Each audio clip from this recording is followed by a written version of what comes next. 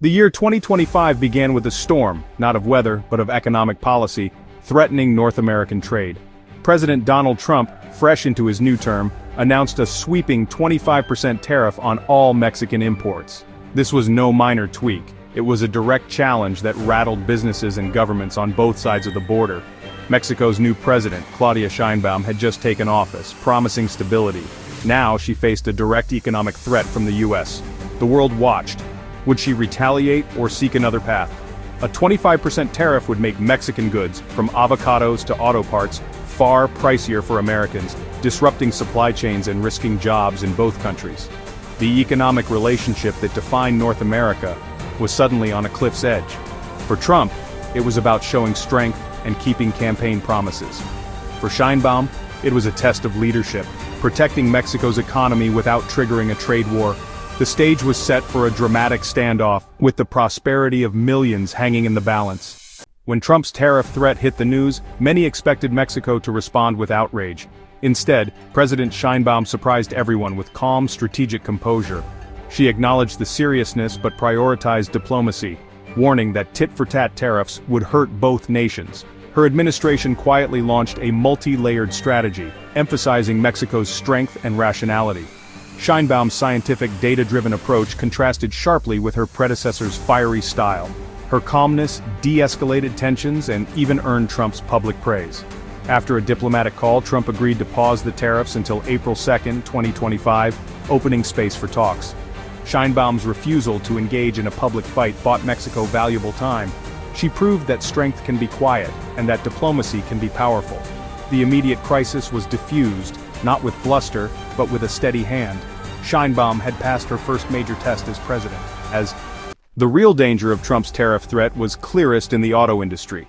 Mexico exports nearly 3 million vehicles a year to the U.S., over a quarter of its exports.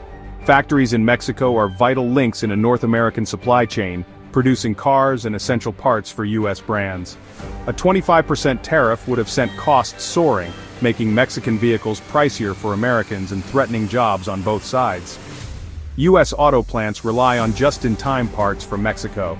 Tariffs would disrupt production and risk thousands of American jobs. Sheinbaum's team highlighted this mutual risk in talks with the White House. The pain would hit both Mexican and American companies, especially giants like GM and Ford. The message, you can't hurt one without hurting the other. This argument resonated in Washington and in corporate boardrooms. Automakers quickly joined the opposition, amplifying pressure against the tariffs. The interconnectedness of the auto industry became Mexico's strongest diplomatic weapon. Both economies stood to lose, making cooperation the only sensible path. While diplomats worked behind the scenes, Sheinbaum knew she needed a public show of unity. She called for a massive rally in Mexico City's historic Zócalo Square. Hundreds of thousands gathered, waving flags and chanting in support. Sheinbaum's speech was calm and resolute. Mexico would defend its interests through diplomacy, not aggression. She assured the crowd that sovereignty would never be sacrificed, but dialogue was the preferred path. The rally unified the country and sent a clear signal to Washington. Sheinbaum had her people's full backing. International media contrasted Mexico's calm unity with the heated rhetoric elsewhere. Sheinbaum emerged as a leader in control, winning the battle for public opinion. The event boosted her approval ratings and strengthened her negotiating position. It was a masterclass in public diplomacy, showing strength through unity, not threats. The world took notice. Mexico was standing tall, not backing down. Behind the scenes, Sheinbaum's team focused on building alliances within the U.S. They reached out to American lawmakers from border states, showing how tariffs would hurt their constituents. Industry groups, especially automakers, were briefed on the risks, coordinating their opposition. The agricultural lobby, worried about Mexican retaliation, joined the chorus. This cross-border coalition became a powerful force, urging the White House to reconsider. The Trump administration now faced pressure not just from Mexico, but from American businesses, farmers, and politicians. Quiet diplomacy and strategic outreach changed the political calculus in Washington. The result? A temporary exemption for the auto industry and a pause on tariffs. It was a victory for patient, behind-the-scenes diplomacy. Mexico's strategy proved that alliances can be as powerful as threats. Sheinbaum's government understood Mexico's leverage extended beyond trade. Mexico supplies crucial crude oil to U.S. refineries, Any disruption could spike American gas prices. Mexico also hinted at taxing U.S. auto parts, showing economic pain could flow both ways.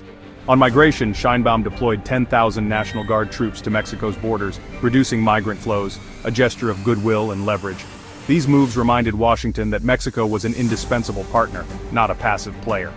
By using energy and migration as bargaining chips, Sheinbaum shifted the negotiation dynamic. The U.S. now needed Mexico's cooperation as much as Mexico needed access to U.S. markets. This strategic leverage brought the U.S. to the table and secured a pause on tariffs. Both Mexico and Canada faced Trump's 25% tariff threat, but their responses diverged sharply. Canada, led by Justin Trudeau, reacted publicly and made quick concessions, sometimes appearing to yield to U.S. pressure. Mexico, under Sheinbaum, kept public calm and worked back channels, building alliances and applying quiet pressure. Sheinbaum's approach projected strength and unity, while Canada's seemed more reactive. Trump praised Sheinbaum's composure, helping pause the tariffs against Mexico. By refusing public spats, Sheinbaum denied the conflict oxygen and dismantled support for tariffs from within the U.S. The contrast highlighted the power of strategic, quiet diplomacy. The tariff crisis became a defining moment for President Sheinbaum. Her calm, data-driven leadership, dubbed the Sheinbaum effect, won admiration at home and abroad. The Unity Rally and her steady presence boosted her approval to 85%, uniting Mexico behind her. Internationally, analysts praised her as a model for middle-power diplomacy. She reframed Mexico as an equal partner, not a victim. Even Trump publicly respected her approach, crediting her composure for the diplomatic breakthrough. Sheinbaum's strategy turned a crisis into a moment of national pride and global respect. The tariff pause brought relief, but the conflict isn't over. It's just on hold. The agreement lasts until April 2, 2025. After that, the threat could return. Sheinbaum's administration is ready to retaliate if needed, targeting politically sensitive U.S. industries. Economists warn a trade war would mean job losses, higher prices, and supply chain chaos. The USMCA framework keeps diplomatic channels open, but the future depends on continued negotiation. The 2025 standoff is a reminder of how fragile and interconnected the global economy is. Sheinbaum's playbook may shape future trade disputes, but the clock is ticking. North America's economic fate hangs in the balance, awaiting the next move.